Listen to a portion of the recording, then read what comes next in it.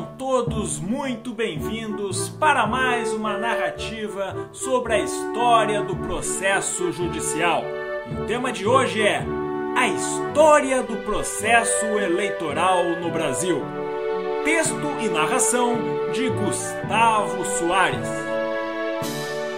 A primeira lei eleitoral brasileira, isto é, a primeira lei elaborada com o fim específico de regulamentar as eleições no país, foi publicada em 1822, por ordem de Dom Pedro I. Por ser uma novidade na época, os dispositivos legais norteadores do direito eleitoral eram chamados de instruções. As ditas instruções nada mais eram do que o que chamamos hoje de lei eleitoral. Ocorre que as instruções tratavam apenas de nortear o processo eleitoral propriamente dito, sem qualquer caráter jurisdicional. E apenas com o reconhecimento da existência de uma jurisdição eleitoral é que o processo judicial eleitoral surge e se desenvolve no Brasil. É importante destacar que o processo eleitoral não se confunde com o processo judicial eleitoral. O processo eleitoral remete à ideia de direito de sufrágio, iniciando com o alistamento dos eleitores e, via de regra, terminando com a diplomação dos eleitos. Já o processo judicial eleitoral refere-se à prestação jurisdicional pela Justiça Eleitoral, em relação aos atos e fatos jurídicos do processo eleitoral. A história do processo judicial eleitoral brasileiro tem início com a criação da Justiça Eleitoral, em 1932. Até aquele momento, que pôs fim à chamada República Velha, os conflitos e os defeitos decorrentes da eleição eram imunes à apreciação jurisdicional. Apenas o Poder Legislativo era reconhecido como competente para deliberar sobre a investidura de seus próprios membros, tanto pelo argumento da separação de poderes, quanto pela crença de que o Parlamento encarnava a soberania popular, e não reconhecia nenhuma outra autoridade estatal apta a desfazer seus atos. Sob a ideia de que o Parlamento era soberano, as eleições do período pré-revolução de 1930 eram marcadas por todo tipo de manipulação e fraude, a ponto de ser usual no Brasil de então o chamado Sistema de Verificação de Poderes, vulgarmente conhecido como degola, mecanismo pelo qual o parlamento podia recusar um determinado parlamentar eleito por entender que sua eleição contrariava os interesses do povo soberano. Para corrigir tal situação, o Poder Judiciário foi recrutado a mediar as eleições, com plenas competências executivas e jurisdicionais. Joaquim Francisco de Assis Brasil foi o grande idealizador do Código Eleitoral de 1932, que criou a Justiça Eleitoral. Aqui uma curiosidade. Neste código consta a primeira menção à urna eletrônica, quando o texto legal levantava a hipótese da utilização de uma máquina de votar. Competia à Justiça Eleitoral, além da organização geral das eleições, desde o alistamento dos eleitores até a proclamação dos resultados, o exercício da jurisdição sobre as eleições, mediante o manejo de uma processualística própria. Inspirada no controle jurisdicional de constitucionalidade proposto por Rui Barbosa, pelo qual a soberania do parlamento foi substituída pela soberania popular, a Justiça Eleitoral foi dotada de mecanismos processuais para atuar no controle das eleições, a fim de garantir que o seu resultado fosse a mais legítima expressão da vontade do povo. O Código de 1932 foi bastante genérico na disciplina processual. Criou a possibilidade de impugnação da votação por vícios como fraude, quebra de sigilo e ausência de fiscalização, o que autorizava a Justiça Eleitoral a declarar a sua nulidade e a possibilidade de recursos para combater essas decisões. Ainda foi estabelecida uma disciplina penal e processual própria de matéria eleitoral, com vistas a punir os desvios mais graves. Tal código, refletindo o espírito e as necessidades da época, preocupava-se essencialmente com o combate às fraudes na votação e na contagem. Portanto, a atuação judicial era direcionada à fiscalização e à proteção dos eleitores, para os quais o Código estabeleceu uma série de garantias. O Código Eleitoral de 1965, aprovado durante a ditadura militar e ainda vigente, manteve os fundamentos de 1932 e avançou em relação a alguns pontos.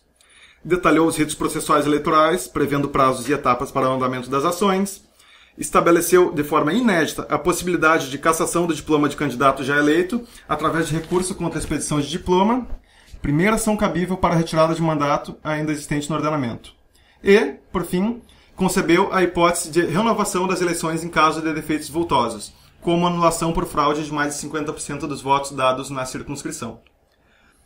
A Constituição de 1988, ao incorporar em seu texto a disciplina da jurisdição eleitoral herdada dos códigos anteriores, estabeleceu as hipóteses de cabimento de recurso especial ao Tribunal Superior Eleitoral e delegou à lei complementar a tarefa de definir a organização e competência dos tribunais regionais eleitorais e dos juízes eleitorais de primeiro grau. Tal lei complementar nunca foi aprovada, e por isso o Código Eleitoral de 1965 foi recepcionado nesta condição.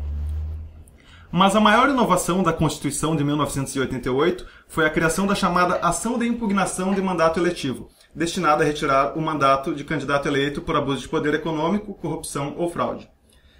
Foi a primeira e até hoje é a única ação constitucional em matéria eleitoral. Se até 1988 o foco do processo judicial eleitoral era velar pela regularidade da votação e da contagem, o surgimento da ação de impugnação de mandato eletivo chamou a atenção para desvios até então desprezados e que cada vez mais interferiam na formação da vontade do eleitor. Compra de votos, manipulação da verdade durante a propaganda eleitoral e exercício tendencioso do poder político passaram a ser observados pela Justiça Eleitoral. A tendência se manteve em 1997, ano em que foi aprovada a Lei das Eleições, hoje vigente e que já sofreu sucessivas alterações. Atualmente, a disciplina processual eleitoral está essencialmente detalhada nesta lei, e as ações previstas, chamadas de representações, servem justamente para preservar a formação da vontade do eleitor contra o abuso de poder econômico ou político. Com a superação das fraudes típicas da votação e contagem manuais no ano de 2000, quando as eleições passaram a ser 100% informatizadas, o processo judicial eleitoral praticamente se descolou da sua origem. Ele hoje não serve mais para garantir a lisura técnica, procedimental das eleições. Afinal, o ato de votar é estritamente respeitado, havendo sigilo e contagem fidedigna. Superadas as fraudes da República Velha, o processo judicial eleitoral do século XXI se ocupa agora de promover a maior igualdade possível entre os candidatos e defender o eleitor contra as fraudes praticadas antes de votar, ou seja, no momento em que está formando a sua convicção. Por isso, as ações eleitorais atuais se voltam para a propaganda eleitoral, para a contabilidade das campanhas e dos partidos políticos e para as vedações impostas aos agentes públicos, especialmente os que concorrem à reeleição. Hoje, a infração pode custar a perda do mandato conquistado de forma impura, inclusive conduzir à inelegibilidade do infrator para as próximas eleições e por até 8 anos, conforme a nova disciplina da Lei das Inelegibilidades, que em 2010 foi alterada pela chamada Lei da Ficha Limpa. Desse apanhado, então, pode-se notar 3 fases distintas de amadurecimento do processo judicial eleitoral. A primeira, de 1932, embrionária, representou a criação de um órgão com poderes administrativos e alguns poderes jurisdicionais para conduzir de forma imparcial as eleições, na tentativa de evitar as fraudes mais grosseiras e de acabar com a supremacia do poder legislativo sobre a própria formação. A segunda, de 1965, significou a aceitação de que, em determinadas hipóteses, a Justiça Eleitoral poderia retirar o diploma do candidato vencedor por ela mesma otorgado, quando verificada alguma irregularidade gravíssima na campanha ou na condução técnica das eleições.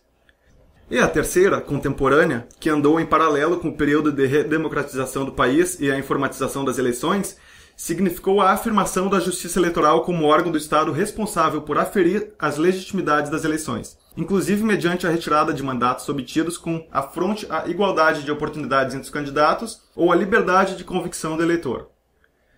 Se, por um lado, o desenvolvimento histórico do processo judicial eleitoral nessas 8 décadas demonstra significativas alterações, por outro lado, alguns itens fundamentais de sua estrutura permanecem intocados, fiéis às concepções do ideólogo maior da Justiça Eleitoral, o gaúcho Joaquim Francisco de Assis Brasil. Um deles é a composição híbrida e temporária da Justiça Eleitoral.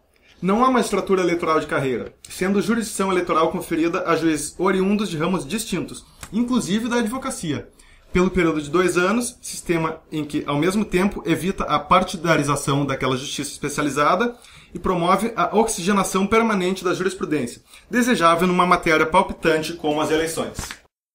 O Tribunal Superior Eleitoral é composto por ministros do STF, STJ e por advogados. Os tribunais regionais eleitorais são compostos por juízes de direito, juízes federais e também por membros da advocacia. Existem ainda as juntas eleitorais, que são presididas por um juiz de direito e 2 ou 4 cidadãos de notória idoneidade. Outro aspecto igualmente importante é a celeridade.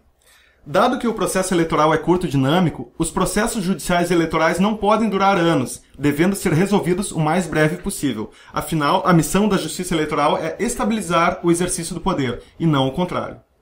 Finalmente, há o caráter administrativo de algumas decisões, o que por vezes entra em choque com a dogmática clássica do processo judicial e suas reflexões sobre o conceito de jurisdição, mas que se justifica pela própria posição da Justiça Eleitoral no curso das eleições, a qual cabe não apenas uma postura passiva, mas eventualmente a tomada de medidas ativas e enérgicas, como a retirada sem demanda prévia da propaganda eleitoral afixada de forma ilegal.